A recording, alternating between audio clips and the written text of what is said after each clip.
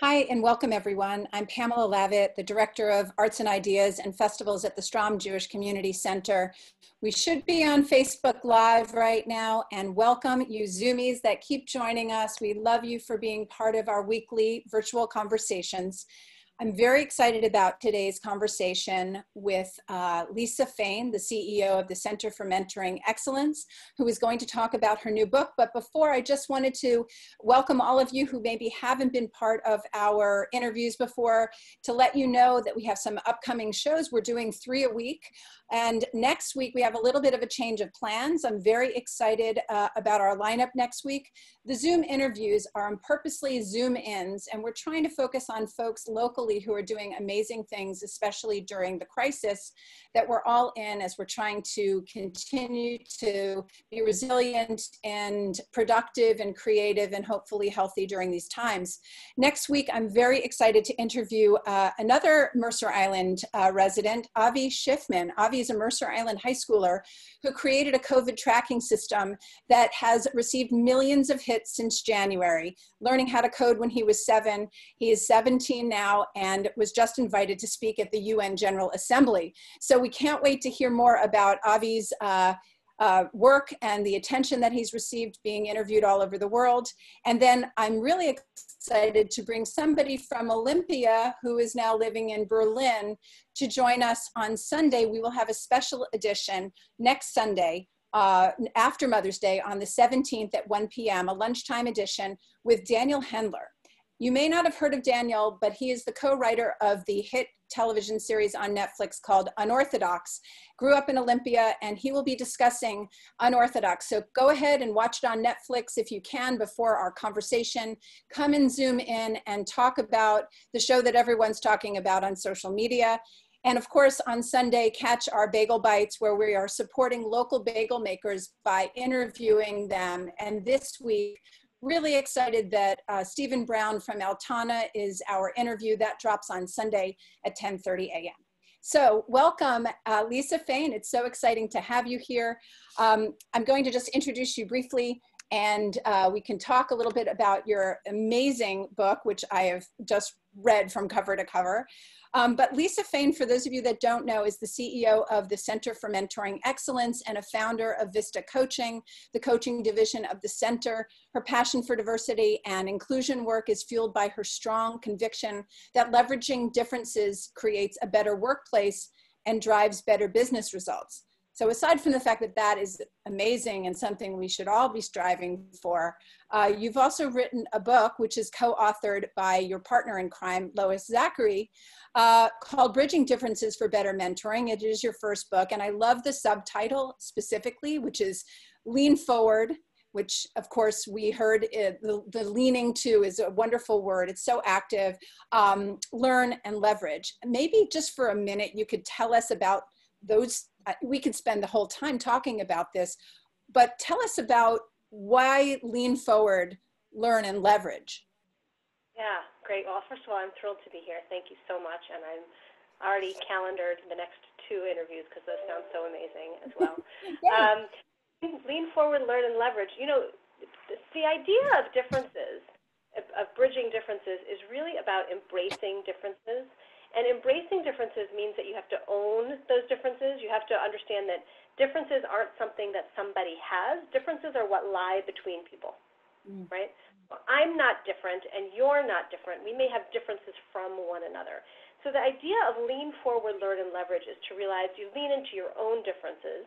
You lean into your own identity. You lean into somebody else's and bridge those differences by learning about them, right? And realizing that they actually can contribute. If once you embrace them and you learn about them, you can leverage them to take your relationship to the next level. Well, I'm hoping, I come at this from a little bit of a place of naivete about the notion of mentoring writ large. Obviously, what you call kind of intercultural mindset, which I think is a beautiful way of saying how you should approach relationships in your life, out of your workplace for many of us right now. But maybe we could just go back a step and I could ask you a little bit about this. And then we have a poll. I'm waiting for some people to come into the Zoom that we can put up in a moment to ask people's familiarity with it. But many of us have heard the term coaching. Many of us have maybe even heard of organizational development. There's something called My Jewish Learning, which those of us in the JCC world have often partaken in, and I've had the privilege of doing some coaching online that way. So what exactly is the difference between coaching and mentorship? Yeah, it's a great question, and it's probably the question that I get most often. So I like to say that all mentors are coaches, but not all coaches are mentors. So coaching is something that is usually present-focused. It's focused on something that's really discrete. And the coach brings the tools and the perspective. So if you were to hire me as your coach to say set a vision, and I were to come in, you would expect me to have some sort of toolbox to lead you through that. Mentoring is a little bit different. Mentoring is developmental. It's future-focused. And actually, unlike in the coaching relationship where the coach drives the tool, in the mentoring relationship, the mentee is the driver. So mentoring is driven by the mentee, focused on the mentee's development, and something that is forward-focused. Coaching more discrete, and the toolkit comes from the coach. So I'm curious to know, we have a couple of people here. We can put up the poll and at least get some responses. We're hoping to make this interactive, and those of you who are on Facebook, I can tell you what the poll questions are. But we were curious to know, for those of you watching or listening, if any of you are currently in a mentoring relationship. So those of you who are on, we hope that you'll answer those questions. And those of you who are on Facebook Live, you can go ahead and type in yes or no, and we'll give folks a moment. But maybe as a follow-up question to that, and what you just mentioned about those differences is, it seems to me that there's a question overall about who sets up a mentoring relationship. Obviously, it sounds like a dream, and maybe it's meant to, in essence, create a dream world for the mentee to explore with the mentor and fulfill their dreams. What are the things holding them back? What are the things that they hope for? What are the things in their way? But what is it, how does one start a mentoring relationship if you do not work for a company, an organization that values that, or I should say more positively, it's not part of that culture. It might be a just get to work culture, or you have to find that mentor on your own. So how does one start a mentoring relationship? Yeah, I love that question because it just highlights the fact that it really is about the ownership of the mentee. So let me be more specific about that. If you are somebody who wants to have a mentor, the first thing to do is to think about what it is you want to learn. Not who is going to be your mentor. That does not come first. The first thing is, what is it that I want to learn?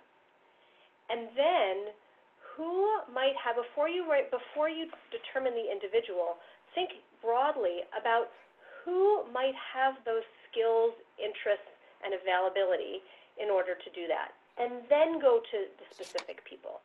And I like to think about looking for a mentor outside of a mentoring program as a little bit like dating. Right? You wouldn't sit down on a first date with somebody and ask them to marry you, just like you wouldn't sit down on a first coffee with somebody and ask them to be your mentor. The idea is to plant some seeds, right? And to determine what it is that you want to learn. Will this person even be a match for me? And so what you might do when you approach somebody, whether it's somebody you know or somebody who somebody has introduced you to, is to find out more about their journey, to find out more about their style. Will they be somebody who is open to asking questions, who's available to listen, and that kind of thing. And the other thing I always say is that don't worry if you don't know the person. You know, I currently am actually looking for a new mentor in my own life, and I don't know yet who that person is going to be. But I'm starting to spread the word, and I'm asking people, you know, here's what I want to learn. Who do you know who might know this or who might know somebody who knows this? And I'm getting some nice recommendations, and I'm starting to put out feelers for who might that be and how can I make those connections. Amazing. So just want to tell you from the poll so far, 67% of the people said yes and 33% said no. And so I think that's kind of interesting. Obviously, we have some folks here that are already familiar with the concept and maybe have sought them out. So it's interesting about what you said about putting it out there. And I wondered, because in your book, which was just really enlightening to me, there was a kind of question of how the mentor-mentee relationship is going to be most successful. And obviously your idea is bridging differences at first is the way to do that. To ask somebody to be your mentor, that's a, you know, it seems like a big deal, right? It takes time. And even in the cultures, you have a number of case studies in your book where it is a part of the culture of the organizations and it's expected. How do people make the time, or how do you ask someone to make the time for a mentorship relationship? How do you, what's the reciprocity conversation? Yeah, well, the first thing is to recognize that it is reciprocal. And that the mentor gets as much or more out of it than the mentee. See, I think what holds people back a lot from asking for a mentor is this fear that it's an imposition or a burden on the mentor. But we know, we've talked to hundreds and hundreds of mentors and mentees, and I'm always I can't even say surprised, but I'm always pleased when I talk to mentors and I find out, I ask them what they've learned, and they say, I've become a better leader, I've gained bigger perspective, it fills my bucket because I'm able to give back, I've learned a ton. And many times mentoring is intergenerational, so I've gotten an intergenerational perspective that's really helped me. And so the first thing is for a mentee to realize that it's not a burden, and even less so once you have the relationship. That's why I emphasized already, like, you just don't go right in and say, will you be my mentor? You really have to have that relationship piece first. So the reciprocity conversation is about setting boundaries, and the mentor and the mentee are co-creating the relationship together. So at the beginning of a mentoring relationship, you have a conversation about, what is this going to look like? What's enough? What's not enough? What's too much? How are we going to communicate? And if you really set those, we call it negotiating, if you set those agreements at the beginning of the relationship, there is a reciprocity because you can always go back to what the boundaries that you co-created were. I love it. I think at some point you have a statistic in your book that says that organizations that have a mentor or menteeing relationships are six times as likely to be innovative and agile. So I'm going to ask those that did answer, since there are quite a few people on this that have said that they have been mentored, maybe they could answer the second poll. And I'll read that as soon as it comes up. And those of you on Facebook Live, it was a question about, have you been or are you currently a mentor, a mentee, both or neither? So maybe folks could answer that question. And just to repeat it, have you been or are you currently a mentor, a mentee, both or neither? So I'd be curious to know, those of you who are on board here, what your experience has been to date. So one of the things your book really focuses on, as we're waiting for the poll to come through, this is our first time using the poll. It's a question, I think, also, I want to get to what does it mean in personal relationships at this time as well. Many of us are not in the workplace or have more herky-jerky relationships happening in the workplace with a limited set of staff or other things. But to get back to your question about the reciprocity, your book sets out a series of kind of cultural competencies. And I love the word that you use also about intellectual humility, because often a mentor-mentee relationship can be one of power, where you're approaching someone that you deem to be in either that is your structure for it. They're in a more powerful position. And so my first question is it appropriate for a mentor to be a supervisor? Obviously, there are many people that have been my supervisors that I consider to be mentors of mine, but I haven't necessarily said, will you be my mentor?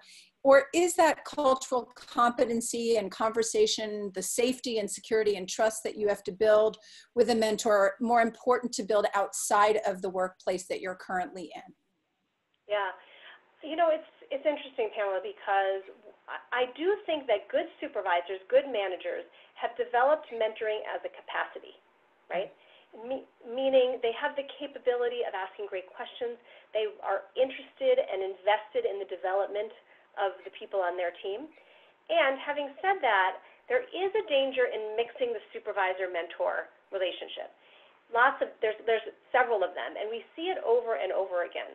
So it doesn't mean that you can't learn from your supervisor, but some of those things are, first of all, it confuses the role. If you're my supervisor, I am going to be much more hesitant to open up, to share my own vulnerabilities, to ask questions and share what I don't know if you're going to be evaluating my performance, right? Right. I mean, one of the beautiful things about healthy mentoring relationships is that they're a safety net and a sounding board, and that can really be in jeopardy when you're a supervisor.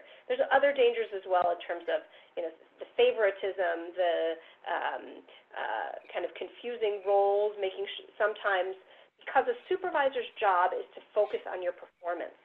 A mentor's job is to focus on your development, which might mean, by the way, you're in the wrong role. Right. So I wanted to just, go ahead, continue. No, I just going to say, so that could mean that could make it really difficult to have that. So I wanted to maybe sort of shift the conversation just a tiny bit to see if it's valuable, and maybe Sarah can type in what the response to the poll is. But I wanted to play a little clip because you and Lois have been going on to these Mentoring Mondays, which I think is an amazing, and people will see in a moment the clip that I'm about to show. But obviously we're in a time of pandemic, and we are currently at home, assuming that we have sameness with the people around us, and we have to bridge lots of relationships at this time. And it's also an opportunity to maybe find a mentor if you have a reduced schedule or laid off. So let me play a quick clip. But I wanted to say that, I just saw the poll just went away, but it looks like, there it is. Have you been or currently? Oh, interesting. So nobody on is a mentor currently. We have a both. So 67% are both mentors and mentees, and 33% have neither. So that's interesting. What do you make of that? Yeah, it's a good mix. It is a good mix. Oh, yeah. So I'm just going to play a quick clip from you and Lois, and hopefully this will work. The use of the term physical distancing. We talk so much about social distancing, and the problem with that term is what we need now is the social connection. And really what we're experiencing is a physical disconnection that we can overcome with social connection. There's a really important question that just came in. So can you help provide some suggestions on how to encourage mentoring during this time? Lois, your thoughts first, and then I'll share mine. How to encourage it? I think first is, I'm not sure whether the question is coming from encourage it in a workplace setting or to encourage it. I would say, I just want to encourage you to do it. Again, technology will help you reach out. But the first thing that you have to do is you have to be prepared.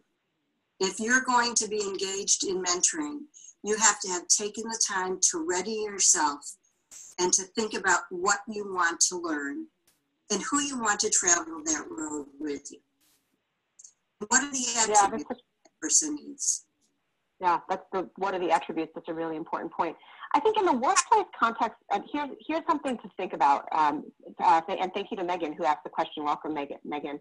Part of it is as somebody in the workplace to encourage your leaders to reach out to mentor others and to encourage this as a time to focus on development. It's a really important time when people are home to continue to build culture in the organization. And there's a great message to be had by sharing with your leaders that it is the time to focus on development and encouraging people to do that. And then I thought that was such an important message, Lisa, because many of us are wondering, and I think Lois goes on to respond saying that those of us who are either unemployed, furloughed, maybe are trying to renegotiate what our relationships are at a distance. Can you speak a little bit to how we might use this time wisely to think about your book and the mentoring relationship we could build?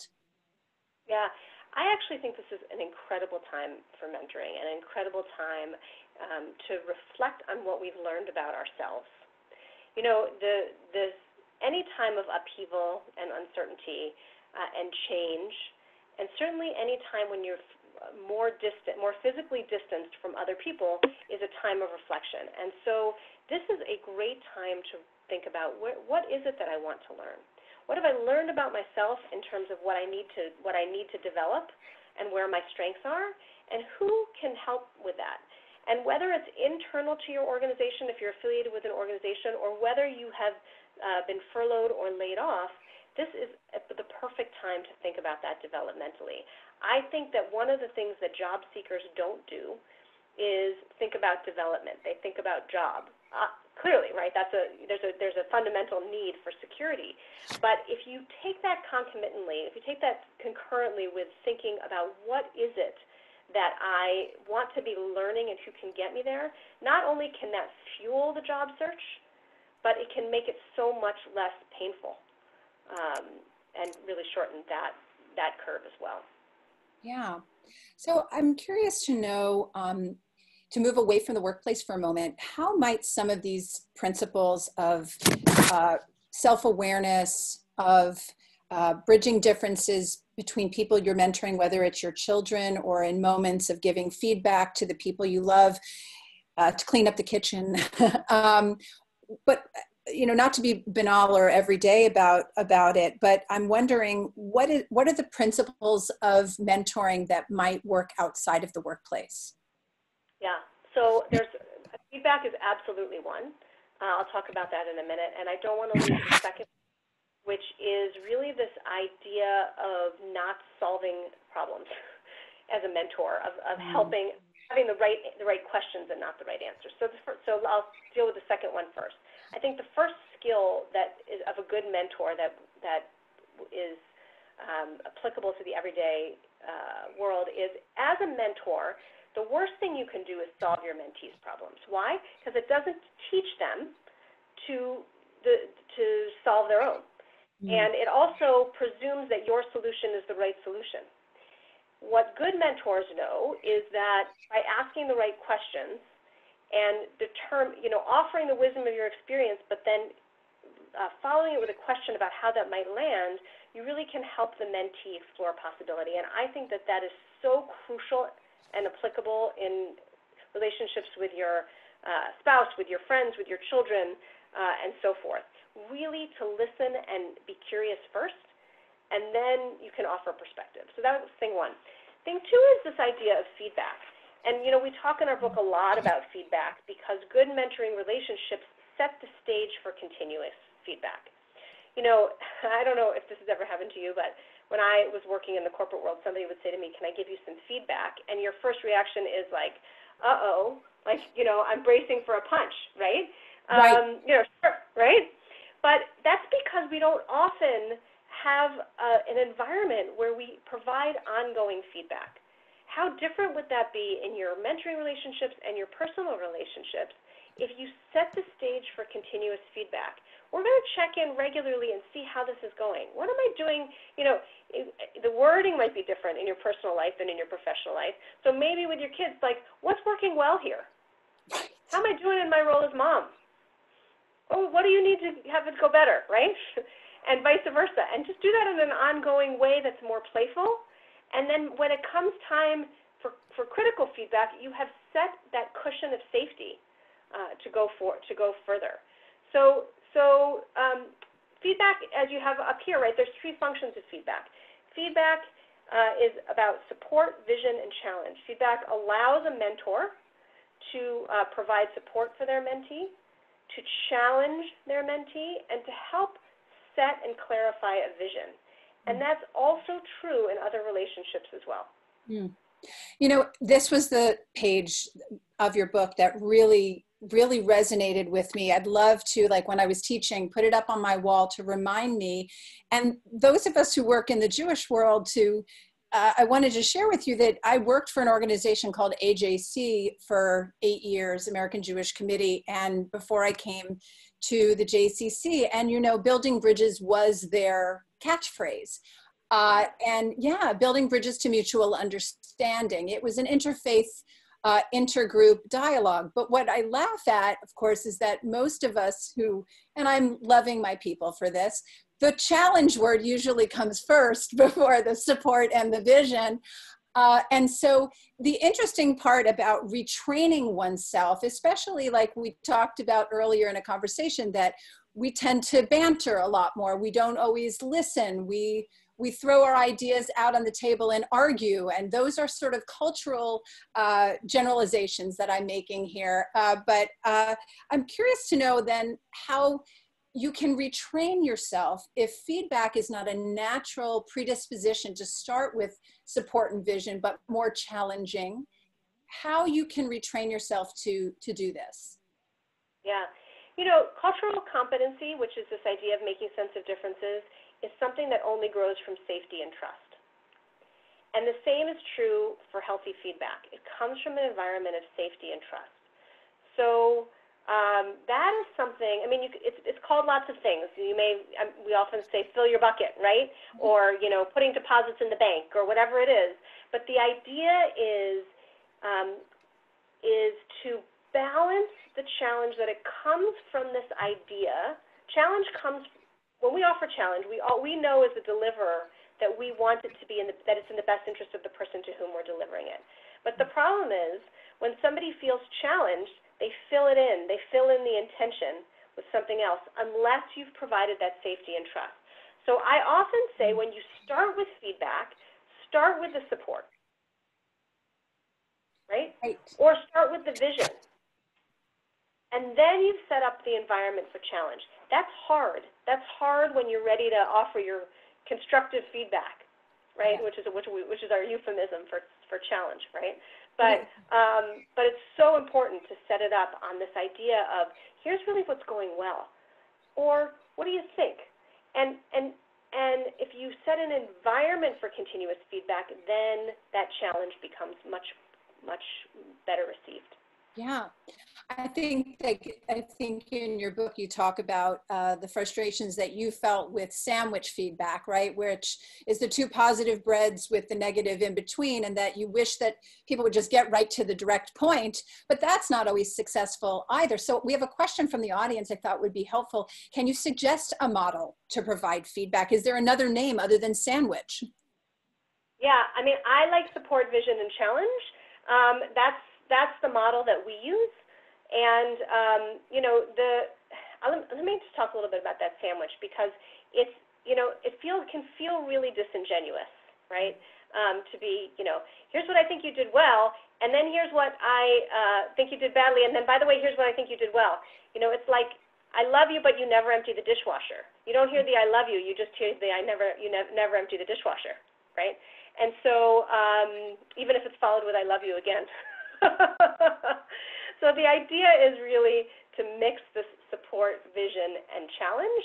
And you know, there's some fantastic books with lots of different models, but we keep it as simple as possible with this idea of creating a continuous environment for feedback. Yeah. So I wanted to maybe get a little bit to that bridging in the Jewish world a little bit. And I will say just quickly in response to what you just said, I really had a lot of aha moments during reading your book. It reminds me of when I first read John Gottman, right?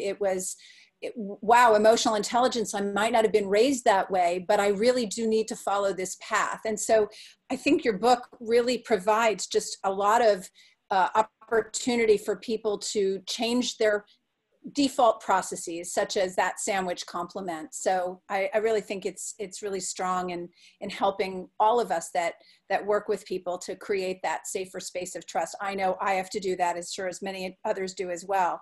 So in terms of Jewishly, so I think that you have a section of your book in which you talk about assuming sameness. And obviously we all know that within our Jewish community here in Seattle, especially Sephardic Jews, Orthodox Jews, there are interfaith and intra-faith ways that mentoring can apply with religious differences and being your authentic self at the same time. So can you talk a little bit about how Jewishly you may apply or think about your concepts?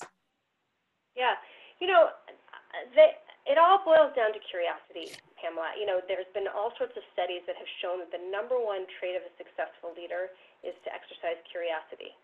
I think that that's true when we're talking about any sort of interpersonal relationship. I know as somebody who is newish to the Seattle area, I guess not so new anymore, but I moved here 6 years ago, and I never lived in an environment where, I'm of Ashkenazi origin. I never lived in an environment with so many Sephardic Jews. And I didn't know all of the different traditions and things like that. And I also, it plays in secular ways and in religious ways as well. But I think that if you approach it with curiosity, yes, thank you for clarifying. Ashkenazic Jews from Eastern Europe and Sephardic Jews from Western Europe or other parts of the diaspora as well, Spanish expulsion. Thank you. So this idea of noticing when there's a difference and getting curious about it is the best way to learn and to bridge it. And when we assume, we've got this universality of who we are as people, there certainly is something that unifies us. But there are beautiful differences that we miss if we don't get curious about them. I think curiosity is probably the best way to approach a conversation. And I'm wondering how, given a lot of the times conversations can be heated or people feel passionate or that they assume that your point of view is, whether it's about Israel or it's about orthodoxy, whatever that might be, or food, I think, and inclusion. I'm wondering, as folks that are kind of religious minorities kind of operating in the world, and then we have differences amongst us, how should we approach those relationships? And as somebody who does public performances and events, films, is there some kind of rules of engagement that are important to start out a conversation with one person or a large group of people to ensure that? Yeah, I mean, part of it is it goes back to safety, right? Setting up setting up the safety, but also approaching things from a perspective of non-judgment, which to me, it's interesting because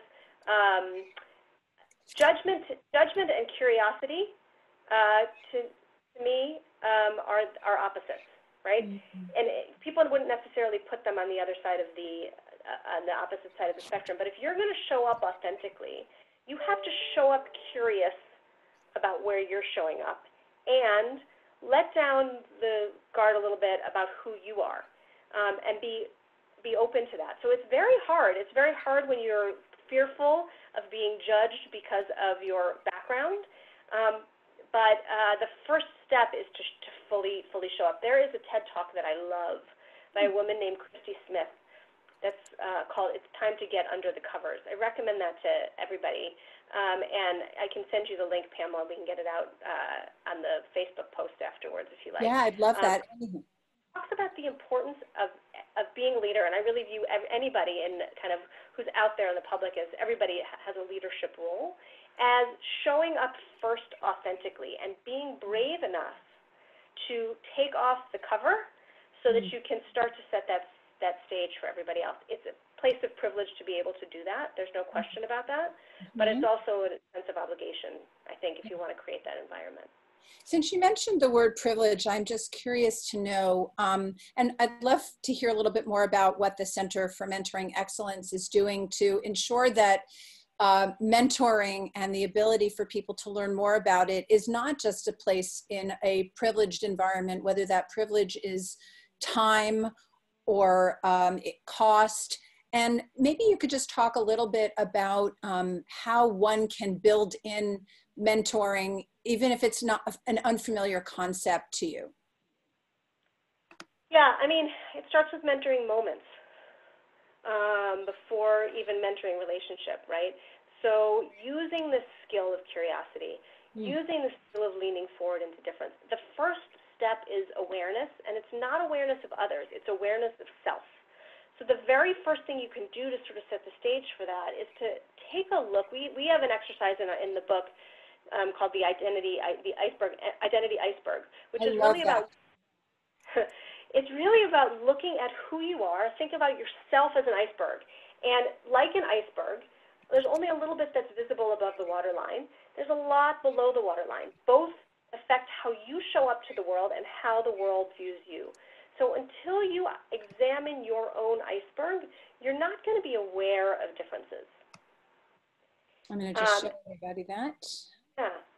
And the idea of this idea of cultural competency is noticing the differences, being aware of the differences, not missing them, but you have to be aware of them first to leverage it. So it's sort of a long answer to your question, Pamela, but the idea is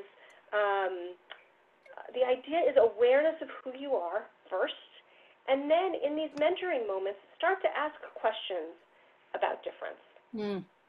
Hey, I noticed this. What's that about? Or, this is how it lands for me. How is it different for you? There it is, right? Yes. And the idea is that once you've noticed things the way you show up, so above the waterline might be something like, height, color of your skin, whether you present as a man or a woman, right? Or somewhere on where on the continuum you may present, right? That kind of thing. Underneath the waterline are things like your religious beliefs. Maybe it's whether you're Ashkenazi or Sephardic. Maybe it's whether you grew up in an observant home or a more secular home. Maybe it's, your familiarity, whether you're a Jew by choice or a Jew by birth, right? All of those things might, in this context, be underneath the waterline. And thinking about how those impact the way you show up in the world is really the first step to being able to have those kind of conversations in the day-to-day. Well, one of the things in one of the mentoring relationships, and it wasn't the Mia Christopher one, I think it was Darren, and I can't remember his partner's name, but they talked about social capital and image and these things. And so the question of what's underneath that iceberg, as somebody who's done oral history and often 5 hours of interviews, you can't even get underneath the surface without a long period of time and getting to know people and figuring out what's under that surface. How do you suggest, what's the best tools for those of us, whether it's at home with your partner and your family, to ensure that you continue to break the water and you get underneath? I think you'll love this as a historian, is thinking of stories. Start telling stories. What are your stories? What are, we do an exercise in many of our workshops called a personal timeline, which is asking people to think back through their own journeys and what are the stories that shaped who they are. And to start to share those and ask other people to share those. Also, deep questions, right? We do, and instead of how was your day, right, is, thinking questions like what's an ideal day? What could have made today a 10? Who inspired you today? Sarah Blakely, who's the founder of Spanx, says in a wonderful interview, she says that the best question that she was asked by her father at the dinner table was, how did you fail today? Right? Talk about a question that gets deep fast, right? It's an amazing question, but it's really the idea of questions, the idea of connecting, and this idea of awareness and ownership will help you lean forward into difference. I think we've both listened to that Spanx interview, but I do love in some of the podcasts, whether it's Preet Bharar or if it's How I Built This, is that sometimes there's rapid fire questions even. And you provided a couple. I love the one that you asked, which is, what's your superpower? And I think that that's a gift. It reminds me of improvisation where you say yes and you hand someone the baton. And I think I asked that question of my interview on Tuesday of a filmmaker named Aviva Kempner, because she focuses on other people who are superpowers. So I wondered how often people had asked her that question. So I love your book. I think it's such an amazing opportunity to learn more about how you can mentor and focus, I think, on your own self-awareness. But before we go, I thought that maybe I would give an opportunity for those who are watching on Facebook or in Zoom. I had another question for everyone, which comes from your book. I really loved, you asked about a good piece of wisdom that you treasure that might help a mentoring partner understand what is meaningful to you personally or professionally. So you had provided some examples I think it was Maya Angelou who said, people will forget what you did, people will forget what you said, but people will never forget how you made them feel. One other person said, the most important thing is to show up. So I'll ask you that question, and maybe those who are listening, if they might type in a pearl of wisdom or something that helped other people understand who they were. But what's something for you personally that is a pearl of wisdom that you share? Yeah, you know, I love this question because I think about this all the time. The night of before my wedding, my sister-in-law actually stood up on the table and her toast to us and said, here's the best marital advice I can give you. The main thing is to keep the main thing the main thing. And it's not just good marital advice, it's good life advice. But I really feel like if you can remember when all the little stuff gets under your skin, that the truth is that in marriage that you love each other, or the truth in the work world is that you're aligned towards a mission, remember what your own purpose is. That really grounds you and helps drive you. Pamela, as we're waiting for folks to respond, there's a question in the Q&A box about who should be a mentor and how do you go about starting. So good. I'm glad you saw that. Yeah. So who should be a mentor? So I actually think it's such a great question, Bunny, because anybody really can be a mentor. There is a concept that a lot of people call reverse mentoring that I like to call mutual mentoring in the workplace that's really big and popular and effective right now, which is this idea of intergenerational mentoring or cross-dimension mentoring, where the mentor can even be somebody who is younger. As long as you have something to teach, and actually everybody has something to teach, and you have this ability to listen, then I think you absolutely can be a mentor. How do you go about getting started? Well, the same way to finding a mentee that you can find a mentor.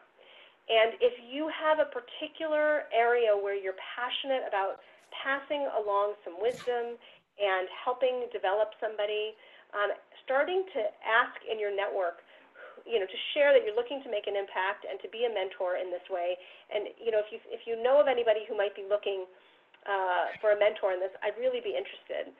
You'll be amazed how the universe will respond, not to get too woo-woo, but how it will all kind of come back and people will start to respond to that. And then you'll start to get some inquiries back as well, but it's perfectly fine as a mentor to reach out and ask. So for asking that question. Well, I will share with you that one of the things that I've often used as a quote, but it means something different to me now, having read your book, is an anthropologist named James Clifford said, there's meaning made and then we make it meaningful, which is a very postmodern concept, obviously, that you put something out in the world. But I really do believe that your book is a way for me and hopefully others to think about getting out of a fixed mindset, as you call it, into a growth mindset. And it may take a mentor to help you get there. So with that, I'm wondering if you just have any last words of wisdom, or if you wanted to share with us the website for Center for Mentoring Excellence. And I also just wanted to put a big plug in for your book, and that it is available at Island Books on Mercer Island. Obviously, you can buy it from the big you-know-who on the hill, but we would love to support Mercer Island Books, who I believe have some signed copies left over there where you spoke. So take it away, Lisa. Is there anything you'd like to add in closing this? Yeah, I love the idea of thinking about us as, a Jewish community, an extended community, a JCC community, of having a growth mindset, of investing in mentoring for ourselves and for others, and really owning our differences and showing up authentically so that we can begin to bridge them. I'm so grateful, Pamela, for this opportunity. You can find Center for Mentoring Excellence at centerformentoring.com, or email me at lfain, L like Larry, F like Frank, AIN, at centerformentoring.com. Well, Lisa Fain, it's been such a pleasure to meet you, to hear from you, and I hope you and your family stay safe and healthy and provide good feedback to each other. Thank you so much for being here with us today. Thanks so much for having me. Thank you, everybody. Have a great day. And tell your friends to watch this and like it on Facebook. It'll be live and on our JCC YouTube page for a couple of days. So actually forever. There you go. Thanks. Take care, Lisa. Bye-bye.